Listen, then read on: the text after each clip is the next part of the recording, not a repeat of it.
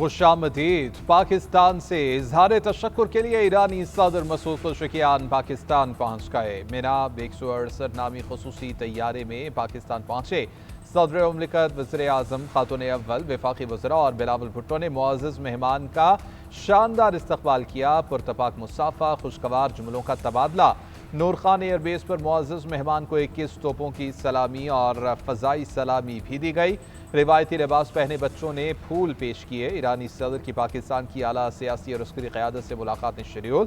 सफारती मसरूफियात के साथ बाहमी दिलचस्पी के उमूर ज़ेर गौर आएंगे। रवानगी से कबल मीडिया से गुफ्तगू में ईरानी सदर ने पायदार अमन के लिए पाकिस्तान का शुक्रिया अदा किया। कहा कि पाकिस्तान के दौरे का मकसद आलमी कानून की याददाश्त पर मुकम्मल अमल दरामद यकीनी बनाना है।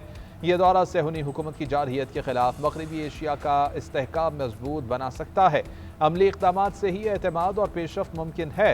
इस्लामाबाद में मुख्तलिफ शहराओं पर दोनों ममालिक के परचम और तस्वीर आवेज़ा की गई। खैर मकदमी बैनर्स आवेज़ा किए गए। ईरानी वज़ीर ख़ारजा अब्बास अराग़ची भी ईरानी वफ़द के हमरा मौजूद। ईरानी सदर से कुछ देर पहले इस्लामाबाद पहुँचे। नायब वज़ीर आज़म इसहाक़ डार, वज़ीर दाखिला मोहसिन नक़वी और दीगर ने अब्बास अराग़ची का इस्तक़बाल किया। ईरानी वज़ीर ख़ारजा की सदर आसिफ अली ज़रदारी और वज़ीर आज़म शहबाज शरीफ से मुलाक़ात। बिरादराना ताल्लुक़ात मज़ीद मज़बूत बनाने के अज़्म का इज़हार। तर्जुमान दफ्तर ख़ारजा का कहना है कि पाकिस्तान और ईरान के बिरादराना ताल्लुक़ात तारीख़, मज़हब और सक़ाफ़त पर मबनी हैं। पाकिस्तानी क़यादत और अवाम ईरानी क़यादत और वफ़द को इस्लामाबाद में खुश आमदीद कहते हैं। ईरानी सदर मसूद पेज़ेश्कियान का इस्तकबाल करें। आज इख्तिलाफी मामलात पर बात करने का दिन नहीं। वज़ीर आज़म शहबाज शरीफ का कौमी असम्बली में अपोजिशन का मशवरा। कहा कि आज ईरान अमरीका जंग बंदी हो चुकी। आइंदा 7 रोज़ में तकनीकी मामलात पर गुफ्तगू होगी। उम्मीद है कि इस्लामाबाद MOU के तहत पायदार अमन कायम होगा। इस पर अवाम और ऐवान को मुबारकबाद देते हैं। वज़ीर आज़म ने खिताब में मज़ीद कहा कि 2018 के इंतख़ाबात की तहक़ीक़ात कर लें। वो कानूनी हुकूमत है तो ये भी कानूनी हुकूमत है। इंतख़ाबात की तहक़ीक़ात करनी है तो 2018 के आम इंतख़ाबात से आगाज़ किया जाए। क्या बक्से नहीं भरे गए? क्या पट्टे पहना कर लोगों को इस्लामाबाद नहीं लाया गया? क्या पंजाब की तरक्की पाकिस्तान की तरक्की नहीं? चारों सूबों की तरक्की को शामिल होने तक मुल्क तरक्की नहीं कर सकता। कौमी यकजहती और मुतवाज़न तरक्की को फ़रोग़ दे रहे हैं। अपोजिशन की ज़हनी इख्तिलाफ़ पर दिली अफसोस हुआ। अमरीकी सदर डोनाल्ड ट्रंप का ईरान की जानिब से जौहरी तनसीबात के मुआयने पर मुत्तफ़िक़ होने का दावा। सोशल मीडिया पर बयान में कहा कि ईरान ने मुकम्मल तौर पर आला तरीन सतह के जौहरी मुआयने पर इत्तेफाक किया है। अगर वो इस पर मुत्तफ़िक़ ना होते तो मज़ीद कोई मुज़ाकरात ही ना करते।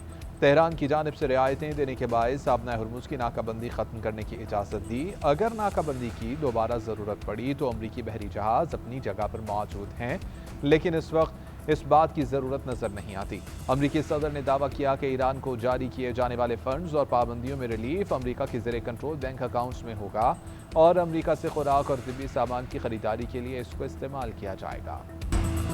IAEA इंस्पेक्टर्स के ईरान आने का कोई वाज़ेह शेड्यूल नहीं है। मुआयनाकारों को जौहरी मकामात का दौरा कराने का इरादा नहीं है। ईरानी वज़ारत ख़ारजा के तर्जुमान इस्माइल बुक़ाई ने बता दिया। न्यूज़ ब्रीफिंग देते हुए कहा कि ईरान जारी होने वाले मुंजमद फंड्स को खर्च करने में आज़ाद होगा। इससे मुताल्लिक़ कोई पाबंदी नहीं होगी। अमरीकी सदर ने तासुर दिया कि यह रकम अमरीकी ज़रई मसनूआत की खरीदारी पर खर्च होगी। हकीकत इससे बरक्स है। अब मालूम होता है कि जंग का मकसद ईरानी तहजीब का खात्मा नहीं था। अमरीकी किसानों के लिए मुंजमद ईरानी असासों से भारी आमदन पैदा करना था।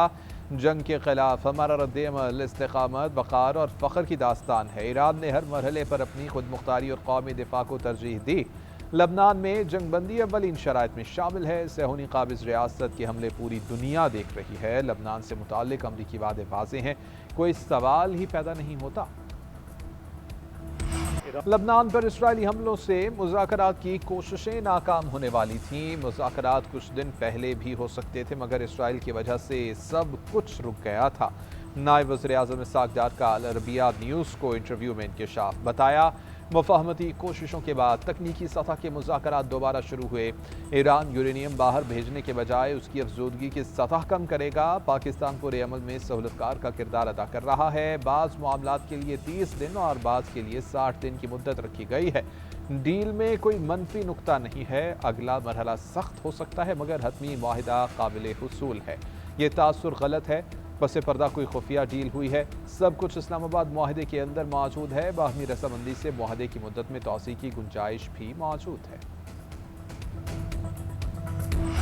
ایران اور امریکہ کے درمیان تکنیکی مذاکرات مکمل، اگلا مرحلہ اعلیٰ سطح کی کمیٹی کے سپرد۔ ایرانی نائب وزیر خارجہ قاسم غریب آبادی کہتے ہیں کہ حتمی معاہدے کے لیے 4 خصوصی ورکنگ گروپس تشکیل دے دیے گئے ہیں۔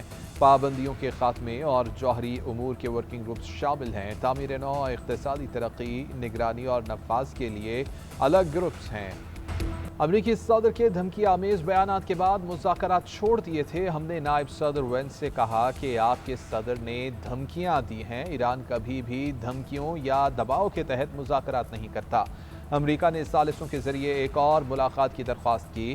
ایرانی چیف مذاکرات کار باقر غالباف نے مذاکرات چھوڑنے کی وجہ بتا دی۔ کہتے ہیں کہ قطری اور پاکستانی ثالث کار ایرانی وقت سے ملے۔ 80 منٹ کے مذاکرات اور مشاورت کا نتیجہ پاکستان اور قطر کی جانب سے جاری کیا گیا۔ طے پایا ہے کہ آبنہ ہرمز کا انتظام تہران کے زیر انتظام ہی رہے گا۔ آبنہ ہرمز جنگ سے پہلے جیسی صورتحال میں کبھی واپس نہیں آئے گی۔ ایران عالمی بحری قوانین کے مطابق اپنی ذمہ داریاں پوری کرے۔ عمان اور ایران نے آبنہ ہرمز کی مینجمنٹ کے لیے مشترکہ کمیٹی بنا دی۔ ایرانی پارلیمنٹ کے اسپیکر باقر غالباف کی عمان کے سلطان سے ملاقات، آبنہ ہرمز کے نئے انتظام کے طریقہ کار پر تبادلہ خیال۔ عمانی وزیر خارجہ کا کہنا ہے کہ ملاقات میں آبنہ ہرمز میں بلا معاوضہ اور محفوظ سفر یقینی بنانے کا اعادہ کیا گیا ہے۔ دو طرفہ تعلقات، باہمی تعاون اور خطے کی تازہ صورتحال پر بھی گفتگو کی گئی ہے۔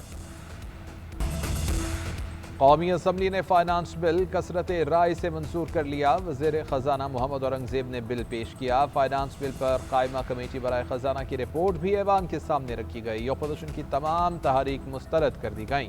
نئے مالی سال میں مختلف شعبوں میں ٹیکس اصلاحات تجویز کی گئیں۔ انکم ٹیکس سلیب میں سالانہ 6 لاکھ روپے تک آمدن پر استثناء، مختلف آمدن کے سلیبز پر 1 سے 35% ٹیکس مقرر کیا گیا۔ سوشل میڈیا آمدن پر 5% ود ہولڈنگ ٹیکس عائد کر دیا گیا۔ فائلرز اور نان فائلرز سے متعلق قوانین سخت کیے جائیں گے۔ FBR نوٹس کی خلاف ورزی پر جرمانے اور الیکٹرانک ٹیکس مانیٹرنگ سسٹم لازمی بنانے کی تجاویز شامل۔ ریٹرنز صرف الیکٹرانک طور پر جمع کرانے کی شرط بھی عائد کر دی گئی ہے۔ تحریک انصاف کا حکومت سے انکم ٹیکس کی شرح کم کرنے کا مطالبہ۔ بیرسٹر گوہر نے قومی اسمبلی میں اظہار خیال کرتے ہوئے کہا کہ بھارت، کینیڈا اور انگلینڈ نے انکم ٹیکس کے ریٹس کم کر دیے۔ پاکستان میں کم سے کم 36 لاکھ سے زائد آمدن پر ٹیکس لگنا چاہیے۔ فیس لیس آڈٹ سسٹم بنایا جا رہا ہے جو کامیاب نہیں ہوگا۔ اسد قیصر بولے کہ روزگار ہے نہیں تو ٹیکس کیسے وصول کر سکتے ہیں۔ NFC میں وفاق کے ذمہ بہت سے واجبات ہیں۔ PSDP میں ہمارا حق نہیں دیا جا رہا۔ عوام کو PTI کو ووٹ دینے کی سزا مل رہی ہے۔ اپوزیشن کا بجٹ منظوری کے عمل میں حصہ لینے سے انکار۔ تحریک انصاف اور حامی اپوزیشن جماعتیں ایوان سے واک آؤٹ کر گئیں۔ IPPs معاہدوں پر 25 سے 30 سال گفت و شنید ہوئی۔ اگر یہ گناہ ہے تو اس میں ساری حکومتیں شامل ہیں۔ PTI کے دور میں بھی IPPs لگے۔ آپ نے جو گناہ خود کیا ہو اس پر دوسروں پر الزام لگانا ٹھیک نہیں۔ خواجہ آصف کا IPPs سے متعلق بیان، کہا کہ اس وقت ایسے حالات اور مجبوری تھی کہ کیپیسٹی پیمنٹ کی اجازت دینا پڑی۔ ان کی کیپیسٹی پیمنٹس بغیر بجلی خریدے دینا پڑی۔ تنقید سب کر رہے ہیں مگر کوئی یہ نہیں مان رہا کہ ہم نے بات چیت کر کے ہی پیمنٹس کم کرائیں۔ آپ حکومت میں آئے تھے تو غلطیاں درست کر لیتے۔ خواجہ آصف کی تقریر کے دوران وزیر اعظم کی آمد، اپوزیشن رہنماؤں سے مصافحہ کیا۔ خواجہ آصف بولے کہ وزیر اعظم سیدھا اپوزیشن رہنماؤں کے پاس گئے۔ پہلے وزیر اعظم کی کرسی کا رخ دوسری طرف ہوتا تھا۔ وزیر اعظم نئی روایات کو جنم دے رہے ہیں۔